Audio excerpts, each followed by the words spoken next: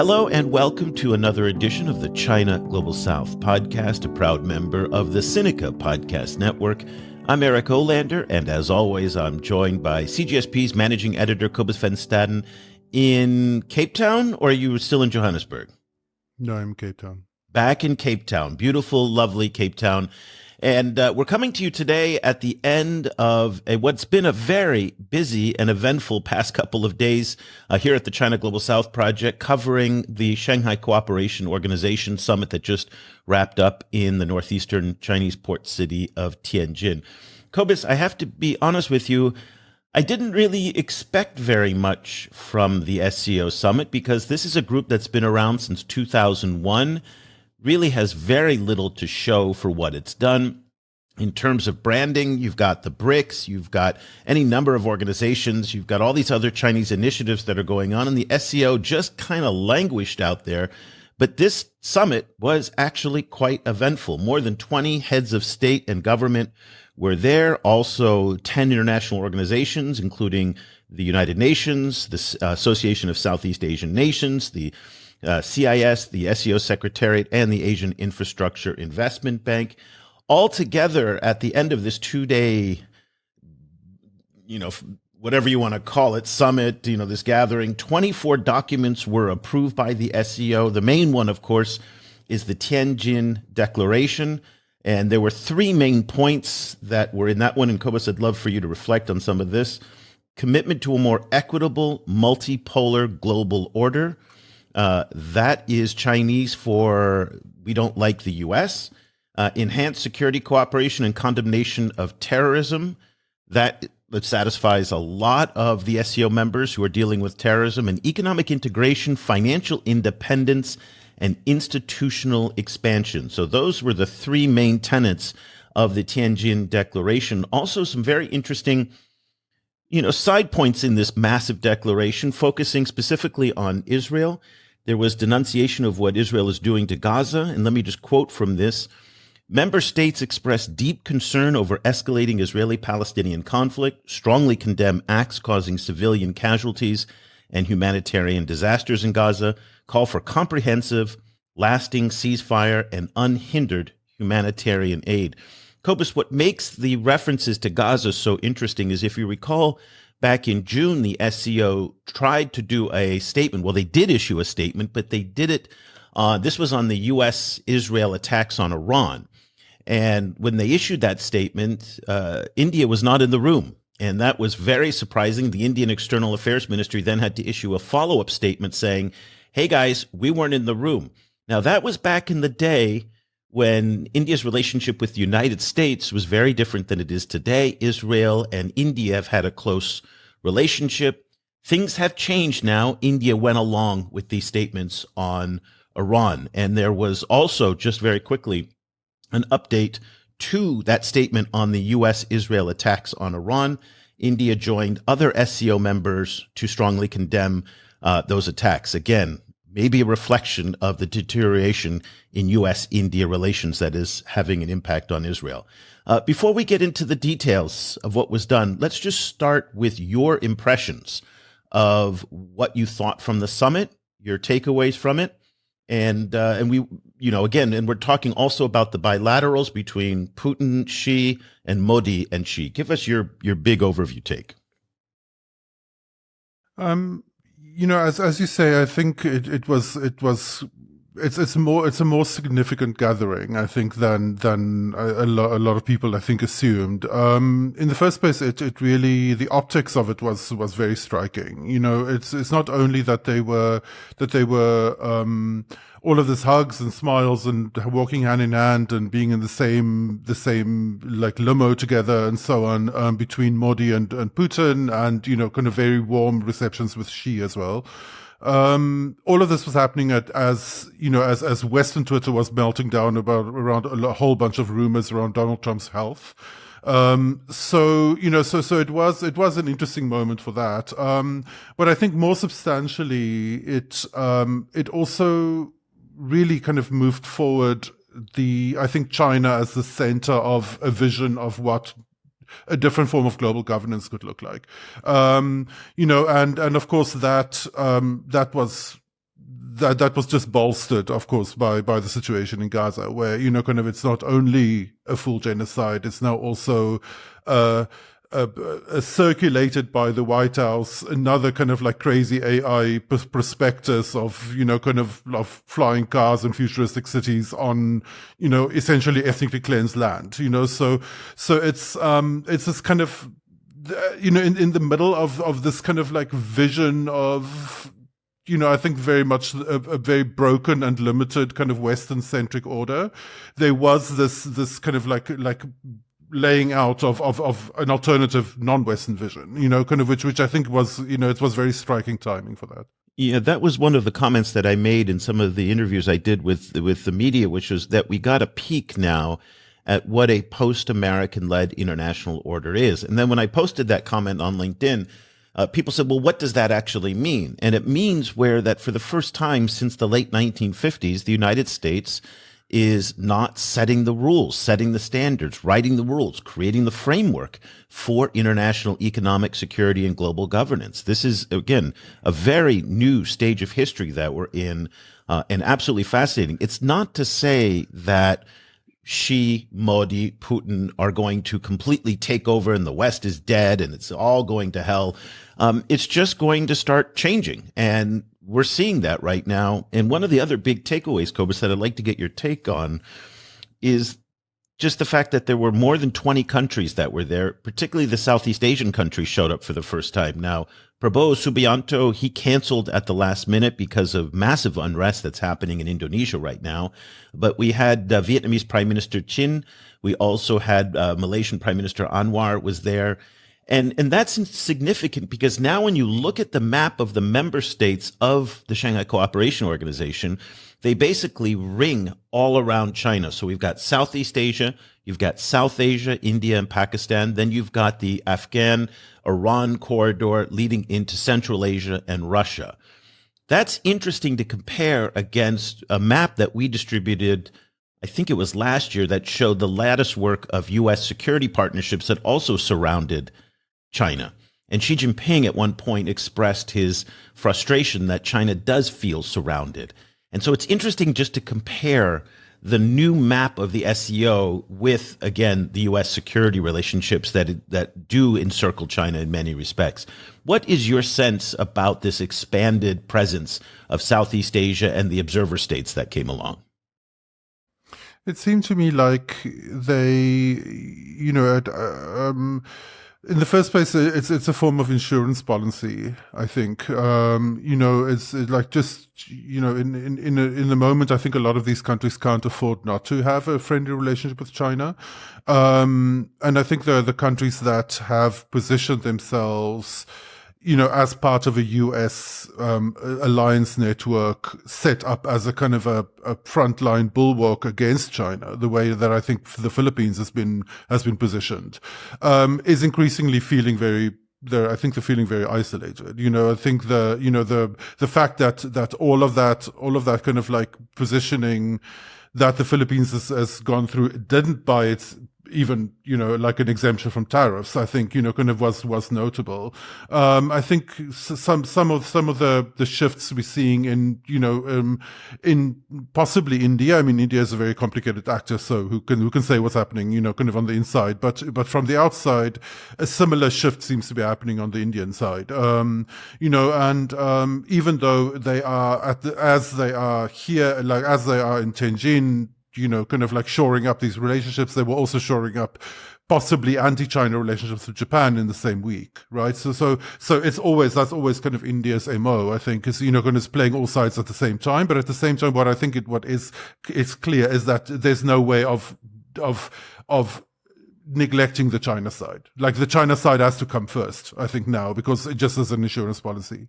I like that framing of an insurance policy because a lot of analysts in India, in Vietnam, and even in the United States have all been telling me for the past week, Eric, don't read too much into the optics of what we're seeing. These are still intensely complex relationships, as you pointed out. And so the smiles that all of the leaders were giving on the floor, and then you saw on social media and all these hugs, a lot of that was for the cameras. And beneath the surface, again, their relationship with China is far more complex than it appears. Certainly that's the case for India, Vietnam, and Russia. Certainly that's the case. So I think we want to be very careful not to read too much into this. Nonetheless, there were a couple themes that did emerge from this, and it was all set in the backdrop of the changing relationship that the United States has with the world. Particularly, a lot of the member states of the SCO have very contentious relationships with the United States, Iran being one of them, India now, China certainly, Russia. Pakistan, interestingly, Cobus, is not one that has a rather contentious relationship for a change. While the U.S.-Pakistan relationship for a lot of the past 10 years has been very rocky, to say the least, Trump seems to like Pakistan right now. So, again, these are strange times that we live in. Let's talk a little bit about the big speeches that took place, and we're going to play some sound bites from Xi Jinping's keynote address that he gave. He, of course, focused on the United States, but as is typical with Xi, he never says the U.S. by name. Let's take a listen to his remarks about global governance, and that was a major theme. We were the first to put forth the vision of global governance, featuring extensive consultation and joint contribution for shared benefit, as an effort to practice true multilateralism. We deepened cooperation with the United Nations and other international organizations, and played a constructive role in international and regional affairs. We always stand on the side of international fairness and justice, champion inclusiveness and mutual learning between civilizations, and oppose hegemonism and power politics. We should uphold fairness and justice. We must promote a correct historical perspective on World War II and oppose the Cold War mentality, bloc confrontation, and bullying practices. We should safeguard the UN-centered international system and support the multilateral trading system with the WTO at its core. We should advocate an equal and orderly multipolar world and a universally beneficial and inclusive economic globalization, and make the global governance system more just and equitable.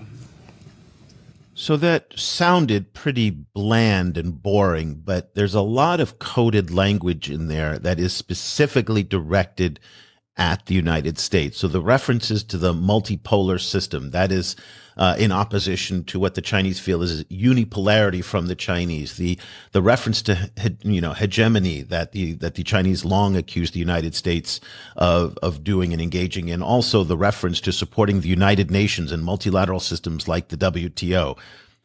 That's a little bit of a stretch, frankly, when they call out supporting the WTO, given that China has been in violation of any number of WTO rules. But we'll shelve that for another discussion. Nonetheless, Cobus, what did you hear in that address where he's kind of coded his criticism of the United States?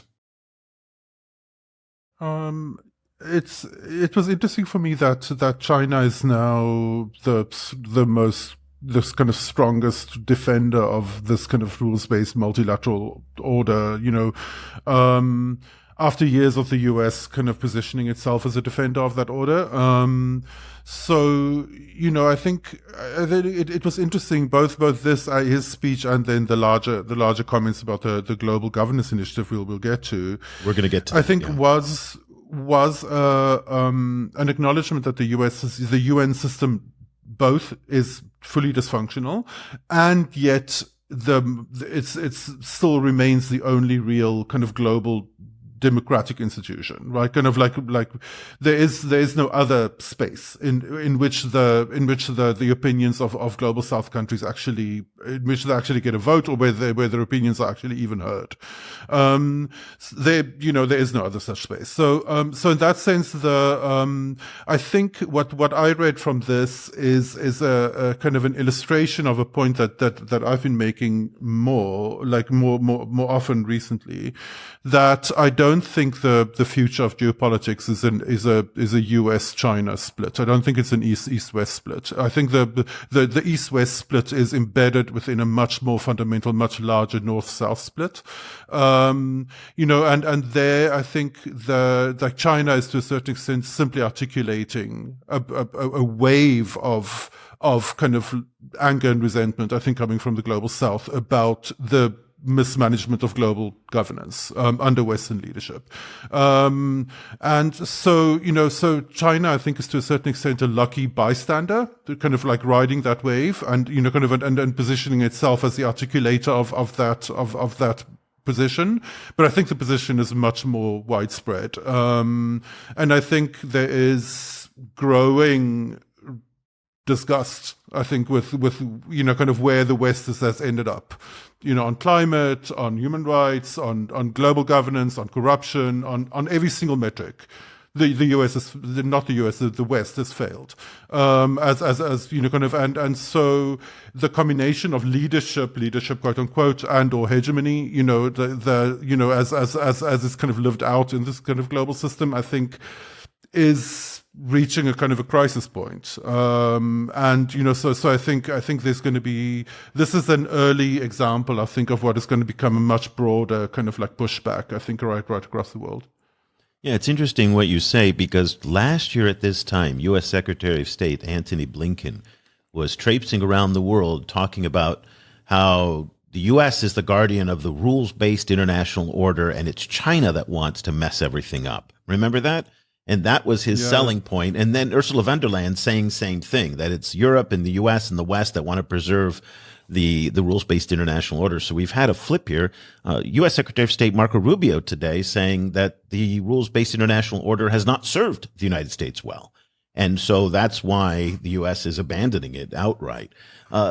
There was some notable developments there that, again, these SCO gatherings up until now have been rather just filled with lots of happy talk and rhetoric and lots of maybe discussions about how they don't like the U.S. and there's unfairness in the system, blah, blah. We've heard all this. This speech, though, from Xi did change something this time, because this is the first time that I can recall that he's actually put cash on the table for the SCO. Lots of cash. Xi Jinping proposed the creation of a new SCO development bank, a new energy cooperation forum, $1.4 billion in loans over the next 3 years, and $280 million in aid that will be given between now and the end of the year. Let's take a listen to the proposal that Xi is addressing in terms of development finance.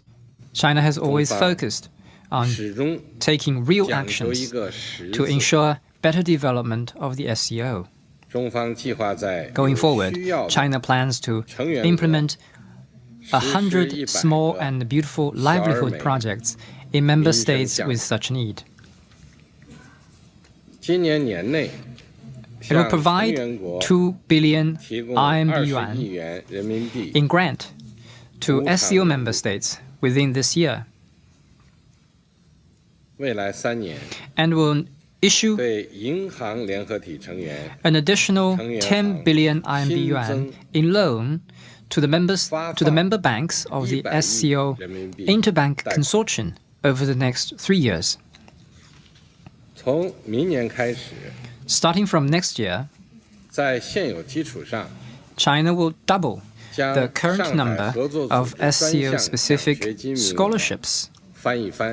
Interesting contrast again with the United States, that as the U.S. is closing itself off to international students, is cutting foreign aid, is cutting development assistance, here are the Chinese kind of stepping up. Interesting, though, Cobus, that the numbers that the Chinese are putting out vastly smaller than what they used to put out. Remember, $50 billion was what they used to put out for the Forum on China-Africa Cooperation packages. And here we have $1 billion for a group that covers significantly more people. Nonetheless, this is the first time that I can recall that the SCO has cash on the table from the Chinese and is putting some proverbial meat on the bones to bring some substance to the group. Yeah, it's interesting. There hasn't been, as you were saying, there hasn't been kind of major funding proposals or funding initiatives from China in this group yet. So it'll be interesting to see what this translates to, the funding will actually be used for. As you say, there's a certain amount of grants and then a certain amount of loans.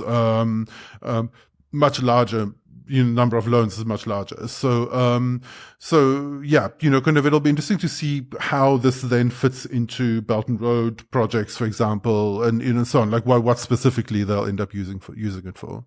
And something just to be a little bit cautious about is oftentimes these grants and these loans, as we've seen in some of the FOCAC and other initiatives, tend to benefit Chinese entities. So they're loans for Huawei to go out and install telecom networks in other countries. And while that's important for other countries, at the end of the day, like a lot of aid, it's a jobs program or a development finance program or corporate welfare for domestic interests. So we will not be able to figure out what actually happens. The Chinese are notoriously opaque about the performance of these commitments. So we don't know how much of the lending will occur. They don't issue reports. There's no visibility or transparency into this. So we just have to kind of take their word that this is going to happen. But nonetheless, interesting contrast given the times that we're in. Cobus, let's talk about something else that she addressed during the gathering, and he did this to the SCO plus group, okay? And this is interesting because just like the BRICS is expanding, so is the SCO. Okay, let me just walk you through these concentric circles so you can kind of see where they are. Okay, so at the core are the founding members: China, Russia, Kazakhstan, Kyrgyzstan, Tajikistan, and Uzbekistan. For the bulk of the history, those were the main members, and this was a Central Asian organization. They then added Belarus, Iran, Pakistan, and India as member states. Now they're going to expand this circle, and it's a large group, and I won't go through all of it, but Azerbaijan, Laos, Cambodia, Turkey is in there, Saudi Arabia, Egypt, Qatar, Bahrain, the Maldives, Myanmar. These are all dialogue partners, and a lot of these countries were there. The Egyptian prime minister was there. Hun Manet of Cambodia, the prime minister, was there. Erdogan, the Turkish president, was there for the first time in 5 years. Now, in this dialogue of what they're calling the SCO plus, she talked about something called the Global Governance Initiative, GGI. If you're keeping score at home, this is the latest G. Okay, so work with me here, Cobus. We have the global now we have the Global Governance Initiative. We have Global Security Initiative, Development Initiative, Civilization Initiative, and the AI Initiative. Okay, so this is all part of the infrastructure of policy under the framework or the Rubicon of the Community for Common Destiny. This is the CCD. That's Xi's overarching domestic and foreign policy structure. These Gs, these 5 Gs, are all part of that. The Global Governance Initiative has 5 elements to it. 1, 2, 3, 4, 5. Yeah, sovereign equality, international rule of law, multilateralism, people-centered approach, real results. What are we to make of this? I think this is quite significant. It provides it is one of these kind of global initiatives, but I think it provides an underlying structure into which some of the other global initiatives fit. So I think it provides the first kind of glimpse of what the kind of plan is for how all of these different initiatives are supposed to link together towards some form of global governance system. So it still is really focused on the UN. It's still, it's essentially like from what my understanding is, essentially the idea is a kind of a supercharged and more empowered UN, where sovereign states are fully equally treated. So it seems that it would then call for significant UN reform, particularly to increase kind of global South voices. It's explicitly global South focused. So that's the other interesting thing is that, it puts global South empowerment in the global system kind of at the center of all of this.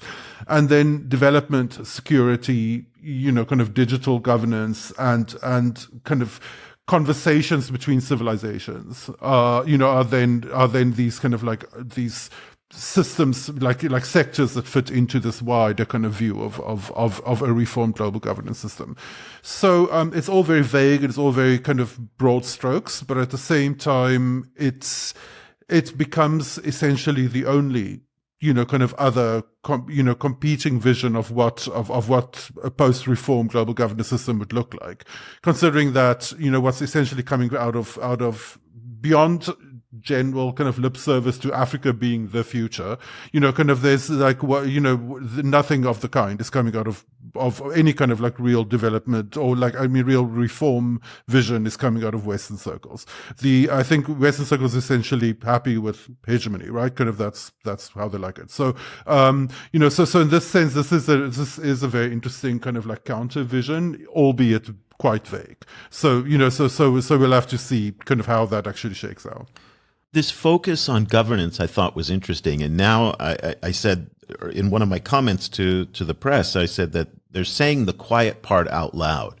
For a long time, China was creating this parallel international governance architecture, the AIIB, that was a new development finance institution, the BRICS Bank, the BRICS itself. We have the 4Gs and now the 5Gs that were there. Again, this whole structure that was not necessarily meant to rival or replace the US and European-led system, but just to create more room for the Chinese to maneuver within a system. And also the Russians kind of buy into this as well. But they never explicitly talked about governance the way that they are now. And I think that they sense the opportunity that there is such a deficit of trust in the United States and in many respects in Europe as well. As you pointed out, there just are zero ideas coming from the US and Europe today about the future of governance. There's nothing forward-looking. When US and European diplomats sit down with their counterparts in Namibia and in Laos and in other parts of the world, and they say, well, what's your vision? What do you want to do? There's really nothing on the table coming out of these countries. As you talked about, they want to preserve the way that things were. I don't know, and I'd be interested to get your take about how many, say, African countries look to these governance initiatives and saying, we want to be a part of that and we want to model part of our systems on what the Chinese are putting forward. But at least it's a forward-looking vision. It's something. It's optimistic. And maybe they don't sign up for the whole thing, but at least they buy on with the idea that there's an idea on the table. What's your take on that? I think on the African side, the language of like the repeated language of sovereignty and state sovereignty, brings some comfort, because that is always on the African side always a kind of an obsession. Why is it an obsession? I think, just out of curiosity. It's an obsession with everybody. All countries value their sovereignty, but why specifically you're saying in Africa? Because African countries have endured many more risks to their sovereignty, I think, over time. So it was very hard won in the post-colonial liberalization. The liberation era.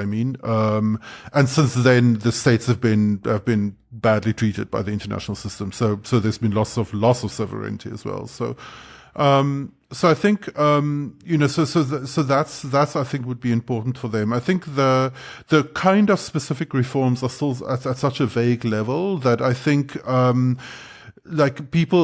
countries who sign up will mostly sign up around the kind of spirit of international reform, rather than the very specific kind of specific reforms are relatively still down the line, I think.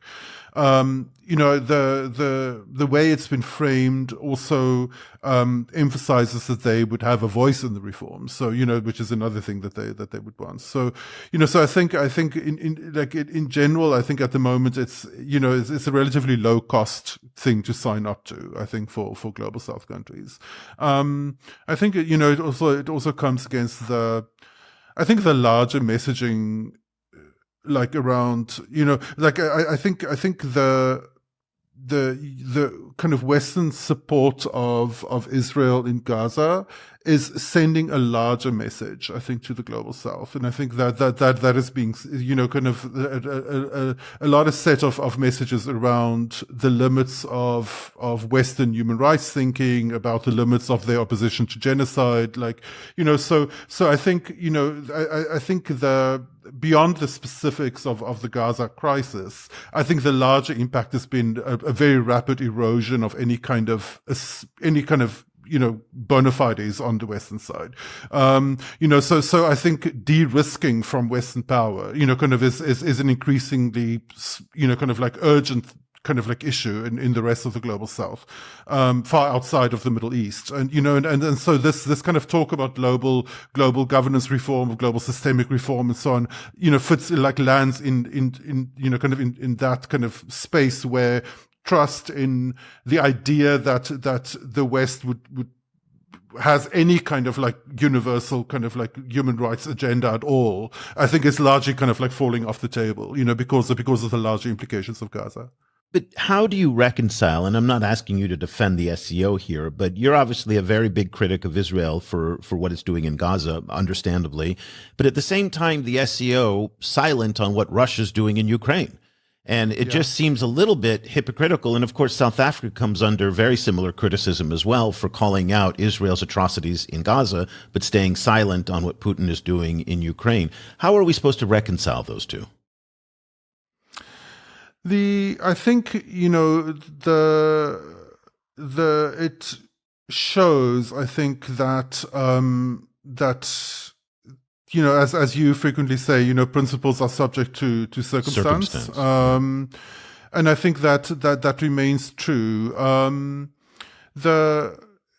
Certainly, kind of the Ukraine crisis and the UAE's involvement in the Sudan genocide are very significant complications of this view, and raises very significant questions about whether a group like the SCO is able to really push a form of reform, like global governance reform. At the same time, I think there is, I think. And this is a kind of a difficult needle to thread, but I think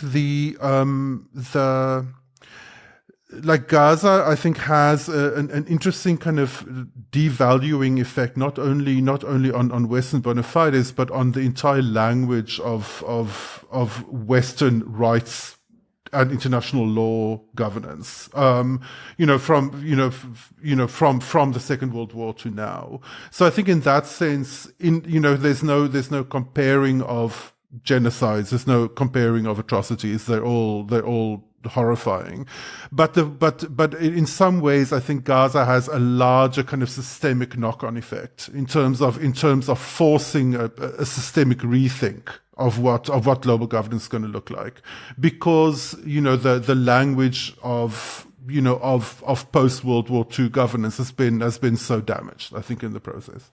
Yeah, which I think Ukraine and Russia has contributed to as well. I mean, remember, the UN has... It's all part of a bigger problem. It's all part of a bigger problem.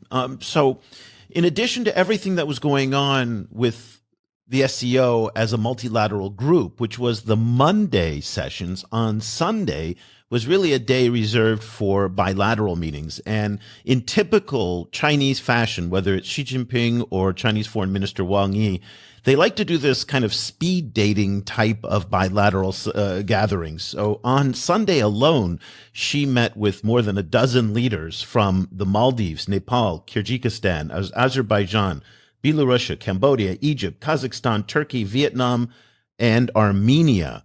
And of course, the big one on Sunday, the one that everybody was anticipating and expecting, was the meeting between Chinese President Xi Jinping and Indian Prime Minister Narendra Modi. This is something that has been in the works for weeks. Chinese Foreign Minister Wang Yi went to New Delhi to coordinate this meeting. We all expected it.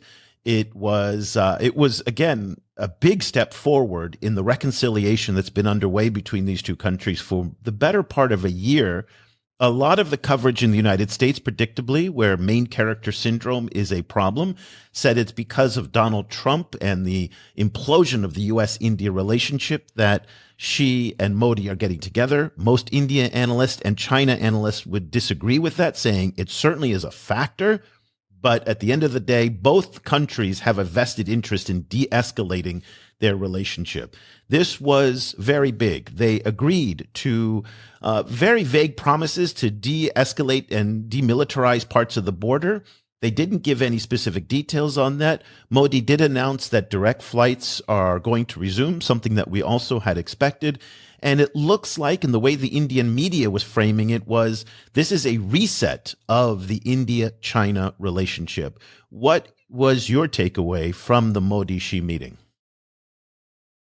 I think, kind of I would agree that I think it's oversimplifying to say that the US pushed India into China's embrace. Obviously, India and China have been moving towards normalizing their relationships for more than a year. So it's part of that evolution. Did Donald Trump smooth the way? Certainly, I think it, kind of like we may have seen more ambiguity from India, if like around this, we may not have seen a person-to-person meeting. We may have seen a whole different set of optics, and that's true not only around India, China, but also India, Russia.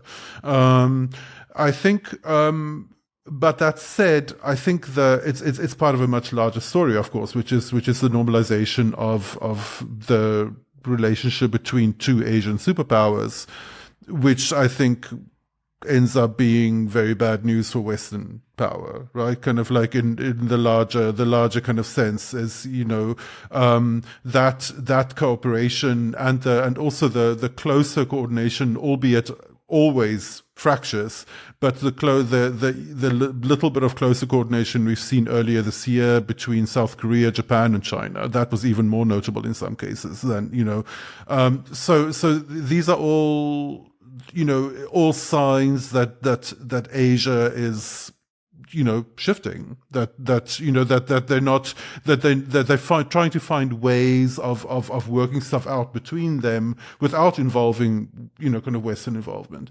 So that is all very notable, I think. Yeah, so she also held a bilateral meeting with Vladimir Putin, and I didn't think that was very interesting. They kind of stuck to their prepared scripts. The U.S. is bad. We are the best partners we've ever been. It was many of the same talking points that we've heard from Putin and Xi in the past.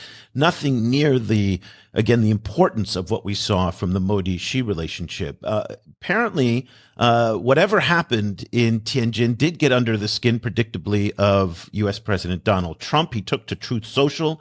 I don't know if you saw this, Cobus, but let me read you some of his post. He said, "What few people understand is that we do very little business with India. It's about 100 billion each way, I think.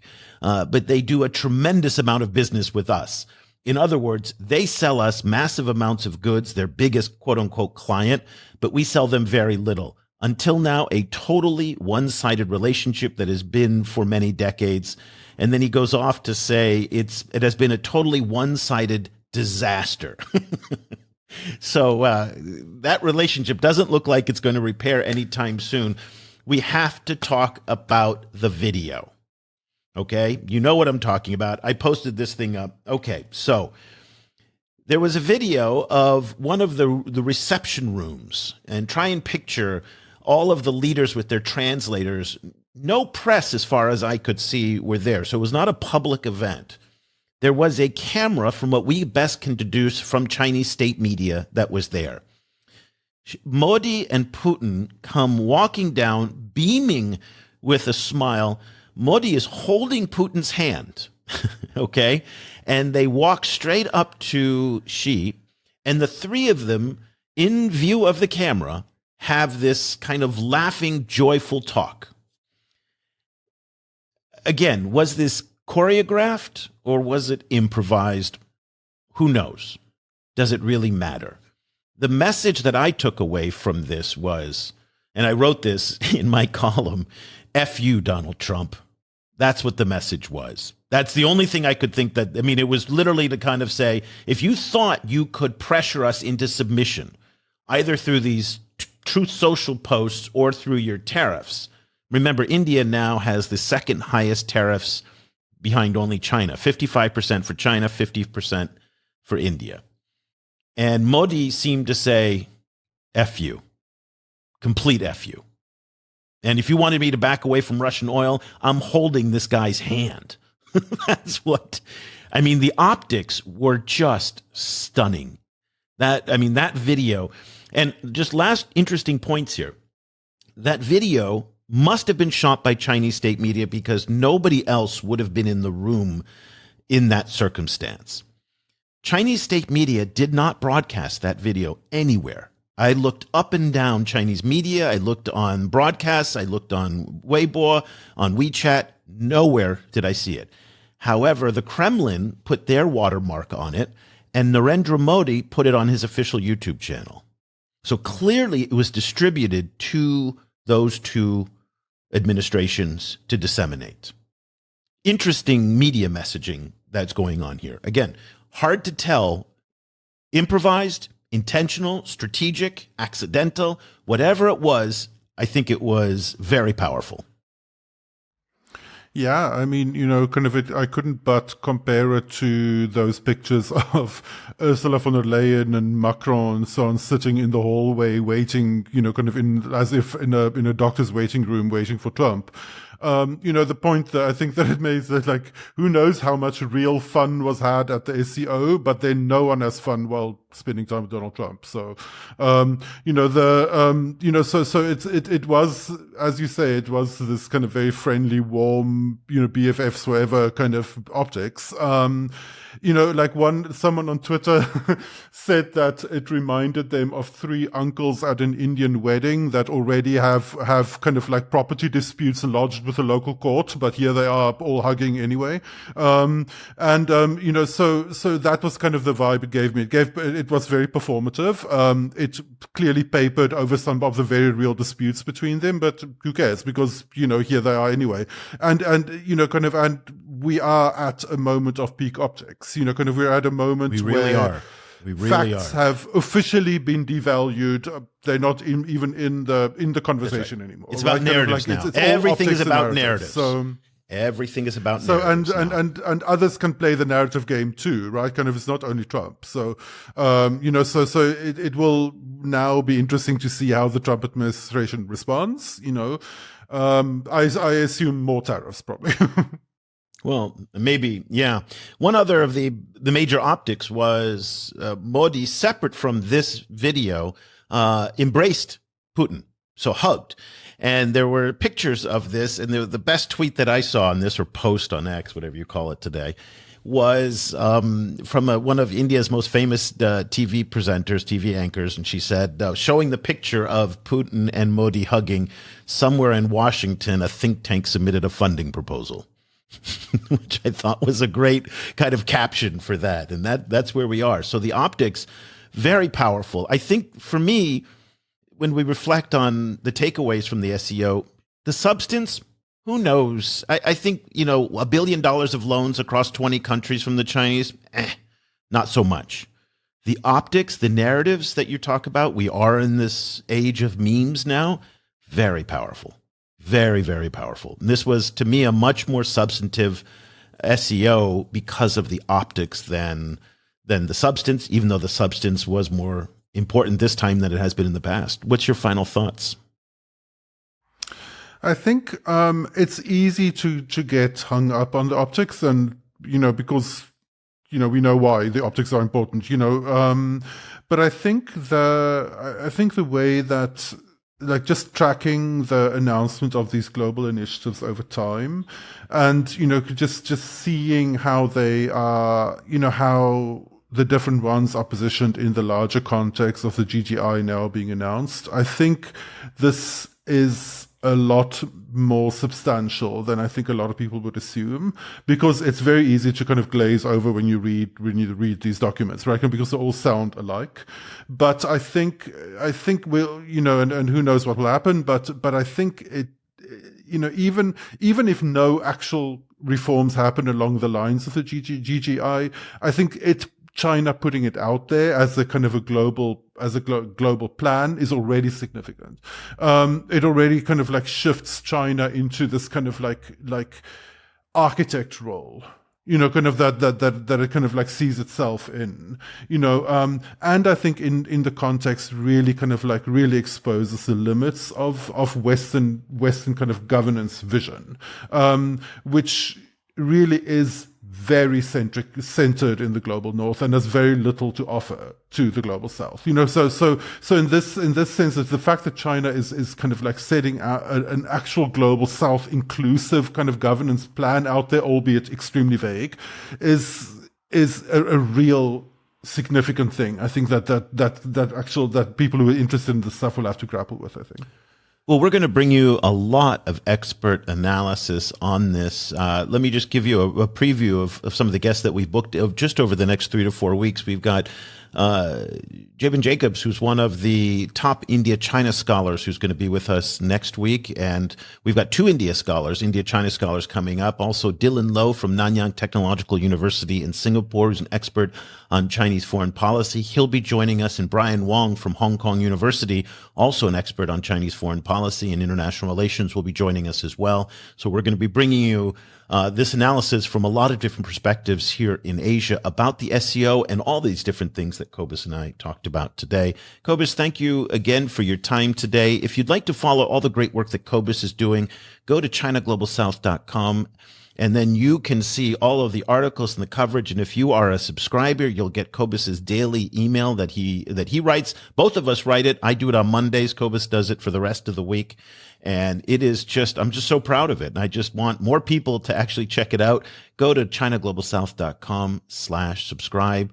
It's the place where you get the deep dives on this kind of stuff. And if you've lasted all the way to the podcast now, that means you are interested in this. You will find the work that Cobus and the rest of the China Global South team are doing to be so useful. Once again, ChinaGlobalSouth.com/subscribe. And don't forget, if you are a student or a teacher, you get half off. Send me an email, eric@ChinaGlobalSouth.com, and I will send you a coupon code for half off.